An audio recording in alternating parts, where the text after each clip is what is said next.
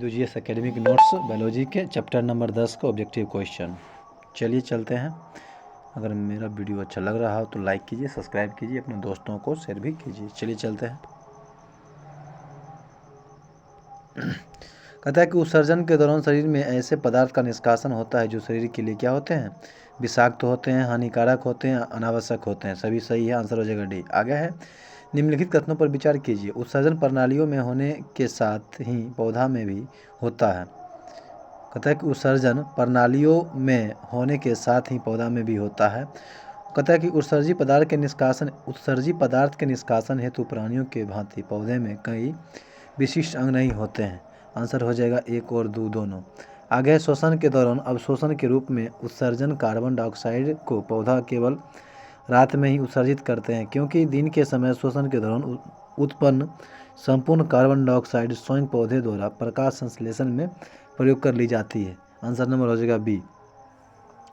पौधा में उचित ठोस और द्रव अवशेष से पौधे किस प्रकार छुटकारा पाते हैं? पत्तियों को झाड़ करके, छाल छुड़ा करके और फलों को गिरा करके। आंसर हो जाएगा डी। अब आगे कुछ पदार्थों में उत्सर्जी पदार्थ गाढ़े दूधिया तरल पदार्थ के रूप में संचित रहते हैं। इसे कहा जाता है, क्या कहते हैं? लेटेक्स। आंसर हो जाएगा ए। आगे चलते हैं। आगे आपका, निम्नलिखित में से किस पौधे में लेटेक्स नामक उत्सर्जी पदार्थ पाए जाते हैं? पीपल में, बरगद में और कनेर वाला फूल पौधा में। आंसर हो जाएगा डी, सभी में। आगे कौन पौधे के उत्सर्जी पदार्थ होते हैं? टेनिन होता है, रेजिन होता है और गोंद होता है, सभी। आंसर हो जाएगा डी। रेजिन एवं गोंद पौधे के किस भाग में संचित रहते हैं? तो पुराने जाइलम में। आंसर हो जाएगा सी। पौधे के ठोस तथा द्रव जैसे उत्सर्जी पदार्थ पौधे के किस भाग में संचित रहते हैं? हो जाएगा आपका कोशिकीय रिक्तिका में, छाल में, पुराने जाइलम उत्तक में, सभी हो जाएगा। Answer D. कहता है कि टैनिन पौधे के किस भाग में संचित रहते हैं? वह है छाल में। आंसर हो जाएगा सी। आगे आपका निम्नलिखित युग्मों पर विचार कीजिए। ठीक। आगे की गोंद बबूल, रेजिन चीड़, लेटेक्स अमरूद, उपर्युक्त युग्मों में कौन से सुमेलित हैं? गोंद बबूल से प्राप्त होता है, रेजिन चीड़ से। एक और दो सही है, आंसर हो जाएगा बी। आगे है, पौधे में कार्बन डाइऑक्साइड, ऑक्सीजन जैसे गैसों का निष्कासन कहाँ से होता है? होता है आपका, देख लेते हैं, रंध्र से और बात रंध्र से, दोनों से हो जाएगा। आगे चलते हैं, आंसर हो जाएगा सी। आगे आपका, पौधे में गैस के निष्कासन के लिए किस क्रिया का उपयोग होता है? विसरण। का आंसर हो जाएगा बी। पादप अवशोषण रेफाइड पौधे के किस भाग में संचित रहते हैं? फल वाला भाग में। आंसर हो जाएगा ए। आगे है, निम्नलिखित कथनों पर विचार कीजिए। पौधे में वास्तविक उत्सर्जन की क्रिया नहीं होती है। पौधे का झरना, छाल का उतरना और वाष्पोत्सर्जन वास्तव में उत्सर्जन क्रिया नहीं है, दोनों सही है। आगे चलते हैं। वृक्क का प्रधान काम क्या क्या? उत्सर्जन। वृक्क का प्रधान कार्य है उत्सर्जन करना। निम्नलिखित में कौन उत्सर्जी अंग है? वृक्क। आंसर हो जाएगा बी। आगे है, कौन सा कार्य मानव विकृति द्वारा संपन्न किया जाता है? रुधिर में अतिरिक्त यूरिया को निकालना, मूत्र का निर्माण, रक्त के प्रासरण दाब का नियंत्रण करना। आंसर हो जाएगा डी। आगे चलते हैं। कौन सा एक अमीनो अम्ल के विखंडन से बनता है? अमोनिया। आंसर हो जाएगा सी। कहता है कि अमोनिया को यूरिया में परिवर्तित करता है यकृत। आंसर हो जाएगा ए। यूरिया का संश्लेषण कहाँ होता है? यकृत में। आंसर हो जाएगा बी। निम्नलिखित में से यूरियोटिक जंतु है कौन? कीट है, पक्षी है और छिपकली है। आंसर हो जाएगा डी। आगे चलते हैं। यूरिक एसिड के रूप में नाइट्रोजन युक्त पदार्थों का उत्सर्जन होता है पक्षियों में। आंसर हो जाएगा सी। मानव में उत्सर्जन नहीं होता है। मानव में जो होता है उत्सर्जन नहीं होता है। आंसर हो जाएगा डी। कुछ गलत दे दिया है क्वेश्चन। आगे चलते हैं। आगे है, निम्नलिखित में कौन सा एक कहता है कि अमोनियोटेलिक जंतु है? मछली हो जाएगा। Answer D. आगे चलते हैं। जलीय एक कोशिकीय प्रोटोजोआ उत्सर्जन की दृष्टि से होते हैं अमोनोटेलिक। आंसर हो जाएगा ए। आगे चलते हैं। निम्नलिखित में किसके उत्सर्जन के लिए जल की आवश्यकता अधिक मात्रा में होती है? अमोनिया के लिए। आंसर हो जाएगा बी। आगे है आपका, अगर किसी कारण से किसी मनुष्य का एक किडनी काम करना बंद कर दे तो उसका परिणाम क्या होगा? दूसरे किडनी से उत्सर्जन होने लगेगा। आंसर हो जाएगा ई एवं सी। आंसर हो जाएगा सी। आगे चलते हैं। आगे सामान्यतः उत्सर्जन के शरीर में उत्सर्जन एवं जल संतुलन की क्रिया संपादित होती है साथ साथ। आंसर हो जाएगा आपका बी। कोशिका में होने वाले अधिकांश जैव रासायनिक क्रिया किस माध्यम में संपन्न होती है? द्रव में, यानी जलीय। आंसर हो जाएगा बी। सजीव के शरीर में प्रोटीन तथा अमीनो अम्ल के विखंडन के फलस्वरूप क्या बनता है? अमोनिया बनता है, यूरिया बनता है, यूरिक एसिड बनता है, सभी। आंसर हो जाएगा डी। आगे है स्थलीय जंतुओं में सामान्यतः नाइट्रोजन पदार्थ का शरीर से निष्कासन किस रूप में होता है? यूरिया के रूप में। आंसर हो जाएगा बी। जंतुओं के शरीर में बनने वाले उत्सर्जित नाइट्रोजन पदार्थ में सर्वाधिक विषैले होते हैं। क्या होते हैं? अमोनिया। क्या होते हैं? अमोनिया। आंसर हो जाएगा सी। आगे चलते हैं। आगे आपका किन जीवों में नाइट्रोजनी पदार्थ का निष्कासन यूरिक अम्ल में होता है? सरीसृप में, पक्षी में और स्थलीय कीट में। आंसर हो जाएगा डी।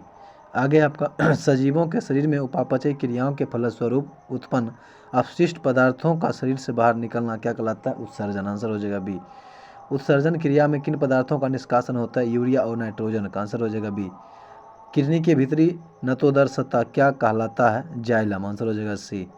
कहता है कि जाइलम वृक्क के किस ओर पाई जाने वाली संरचना है? वृक्क के भीतर ओर पाई जाने वाली संरचना है हाइलम। यह होना चाहिए जाइलम। या देखिए आगे चलते हैं। आगे है आंसर हो जाएगा आगे वृक्क के रचनात्मक एवं क्रियात्मक इकाई को कहते हैं नेफ्रॉन। आंसर हो जाएगा बी। नेफ्रॉन के किस भाग में ग्लोमेरुलस अवस्थित रहता है? बोमेन्स कैप्सूल्स में। आंसर हो जाएगा डी। कहता है कि ग्लोमेरुलस उपस्थित होते हैं रीनल कॉर्टेक्स में। आंसर हो जाएगा ए। कहता है कि बोमेन्स कैप्सूल में उपस्थित कोशिका के गुच्छे को क्या कहते हैं? ग्लोमेरुलस कहते हैं। आंसर हो जाएगा बी। कहता है कि बोमेन्स कैप्सूल के ग्लोमेरुलस में उच्च दाब पर रिक्त छनने की सूक्ष्म क्रिया को कहते हैं अल्ट्राफिल्ट्रेशन। आंसर हो जाएगा आपका बी। आगे चलते हैं। आगे आपका निम्नलिखित में से क्या ग्लोमेरुलस फिल्ट्रेट रक्त में उपस्थित नहीं होते हैं? प्रोटीन। क्या होते हैं? प्रोटीन। आंसर हो जाएगा सी। कहता है कि रक्त प्लाज्मा छानने का काम नेफ्रॉन का कौन सा भाग करता है? ग्लोमेरुलस। आंसर हो जाएगा ए। आगे कौन रक्त प्लाज्मा में नहीं छनता है? प्रोटीन। आंसर हो जाएगा सी। कहता है कि वृक्क द्वारा प्लाज्मा का छानने की दर क्या होती है? 120 से 125 ml प्रति मिनट। कहता है कि ग्लोमेरुलर फिल्ट्रेट रक्त का कितना प्रतिशत पूर्ण अवशोषित हो जाते हैं? 99%। आंसर हो जाएगा आपका डी। आगे किसका पूर्ण अवशोषण रुधिर द्वारा पूर्ण रूपेण हो जाता है? ग्लूकोज का। आंसर हो जाएगा ए। कहता है कि हेनले का लूप का कार्य संबंधित है उत्सर्जन तंत्र से। आंसर हो जाएगा ए। आगे हेनले के लूप का कार्य है मूत्र को सांद्रित करना। आंसर हो जाएगा सी। आगे है कि निम्नलिखित कथनों पर विचार कीजिए। यूरिया युक्त रक्त वृक्क धमनी के द्वारा वृक्क में प्रवेश करता है। सही है। रक्त साफ वृक्क शिरा द्वारा बाहर निकलता वृक्क से दोनों सही है। आगे है मानव के शरीर में किडनी कहाँ स्थित होते हैं? उदर गुहा के पृष्ठ तल पर कैसुरुकी दंड के दोनों ओर। आंसर हो जाएगा सी। आगे चलते हैं।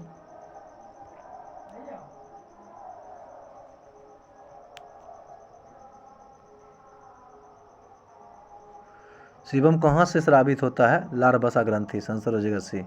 नेफ्रॉन किस अंग का महत्वपूर्ण हिस्सा है? वृक्क का। आंसर हो जाएगा डी। कहता है कि मानव के प्रत्येक वृक्क में नेफ्रॉन की अनुमानित संख्या कितनी होती है? 1.2 10,000 10 लाख। आंसर हो जाएगा डी। आगे चलते वृक्क के प्रत्येक नेफ्रॉन में स्थित प्याले के समान संरचना को क्या कहते हैं? बोमेन्स कैप्सूल्स या संपुट। आंसर हो जाएगा ए। आगे मूत्रवाहिनी वृक्क के किस भाग से बाहर निकलता है? जाइलेम्स। मूत्रवाहिनी वृक्क के किस भाग से बाहर निकलता है? हाइलेम। क्या हो जाएगा? हाइलेम। आंसर हो जाएगा डी। आगे चलते हैं। आगे है आपका मानव उत्सर्जन तंत्र का कौन सा भाग शरीर में सीधे बाहर खुलता है? मूत्र भाग। आंसर हो जाएगा आपका बी। पुरुषों के मूत्र मार्ग की लंबाई कितनी होती है? 18 से 20 सेंटीमीटर। आंसर हो जाएगा ए। आगे है जब वृक्क काम करना बंद कर दे तो निम्न कौन सा पदार्थ शरीर में जमा होता है? नत्रजनित अपशिष्ट। आंसर हो जाएगा डी। एक वयस्क मनुष्य के ब्रिक का भार लगभग कितना होता है? 140 ग्राम। आंसर हो जाएगा सी। कहता है कि कौन सा मानव गुर्दे का समान कार्य नहीं है? रक्त से शर्करा की मात्रा का नियंत्रण करना। आंसर हो जाएगा बी। आगे चलते हैं। ब्रिक किस ग्रंथि के ऊपर स्थित होते हैं? एड्रिनल। आंसर हो जाएगा ए।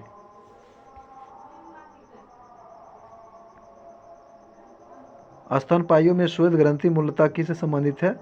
ताप नियमन से। आंसर हो जाएगा सी।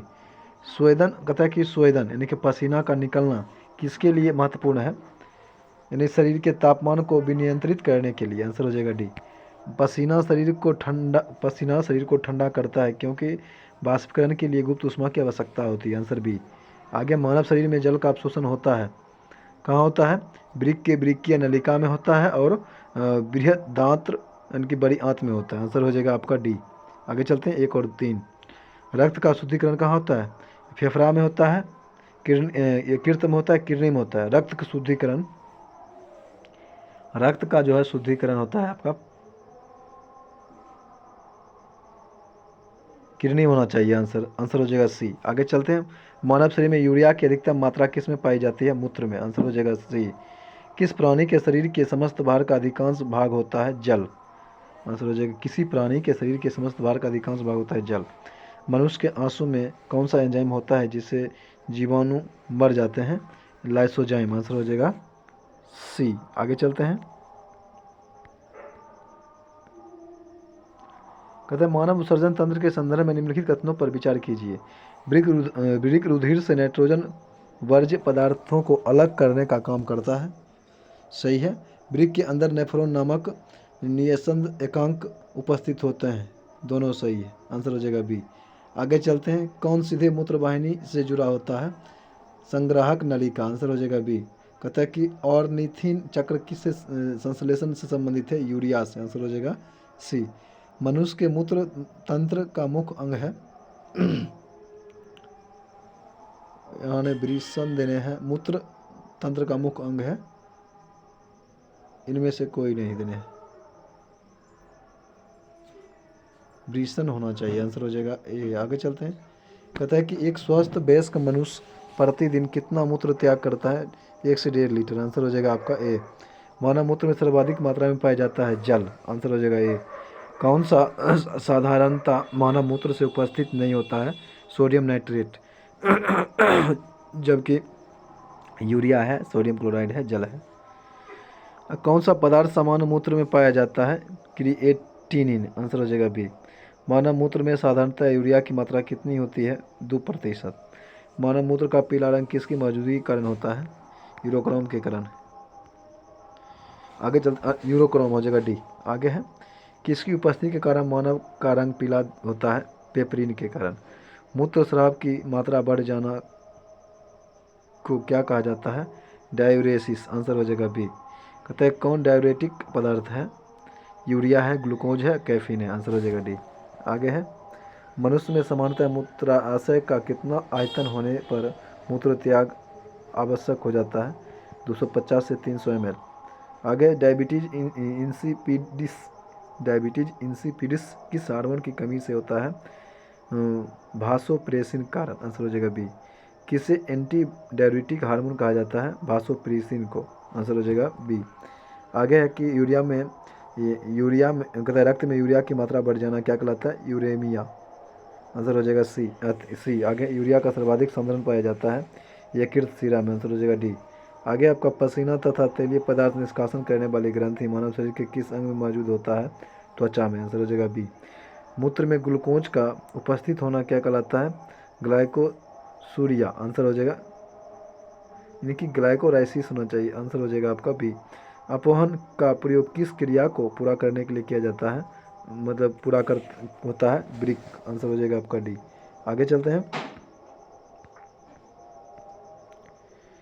आगे की डायलिसिस मशीन किस तरह का काम करता है? वृक्क मतलब कृत्रिम वृक्क का काम करता है। कृत्रिम वृक्क किस सिद्धांत पर काम करता है? डायलिसिस पर। आंसर हो जाएगा सी। मशीन द्वारा रक्त के शुद्धिकरण की क्रिया क्या कहलाती है? हीमोडायलिसिस। आंसर हो जाएगा बी। मानव शरीर में रक्त शुद्धिकरण की क्रिया को कहते हैं डायलिसिस। आंसर हो जाएगा ए। आगे वृक्क द्वारा शरीर में लवण और जल की मात्रा का नियंत्रण क्या कहलाता है? ऑस्मोसिस। रेगुलेशन, आंसर हो जाएगा बी। मानव वृक्क असमरी में पाए जाने वाला प्रमुख रासायनिक क्या है आपका?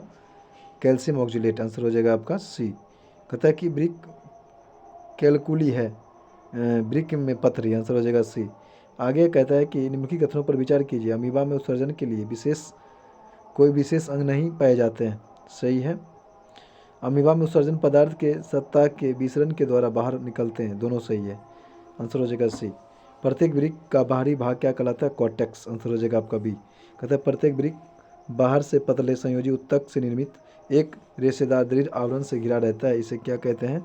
इसको कहते हैं कैप्सूल, आंसर हो जाएगा आपका ए। आगे है, कहता है कि एंटीनल ग्लैंड या ग्रीन ग्लैंड उत्सर्जी अंग है प्रॉन और क्रैब का, आंसर हो जाएगा आपका बी। कृत्रिम कृत्रिम वृक्क किन अवशिष्ट उत्पादों को रुधिर अपोहन द्वारा पृथक करता है? नाइट्रोजन, आंसर हो जाएगा डी। आगे मूत्र त्याग करने की विधि क्या कहलाती है? मिक्सचुरेशन, आंसर हो जाएगा सी। केचुए में उत्सर्जी अंग नेफ्रिडिया कितने प्रकार के होते हैं? 3 प्रकार के, आंसर हो जाएगा सी। आगे आपका कार्बन अणुओं के विखंडन से उत्सर्जन सबसे प्रमुख उत्सर्जी पदार्थ क्या है? कार्बन डाइऑक्साइड, आंसर हो जाएगा ए। निम्नलिखित कथनों पर विचार कीजिए। कहता है कि एल्डोस्टेरोन हार्मोन के कारण वृक्कीय नलिका में सोडियम का सक्रिय अवशोषण होता है, सही है।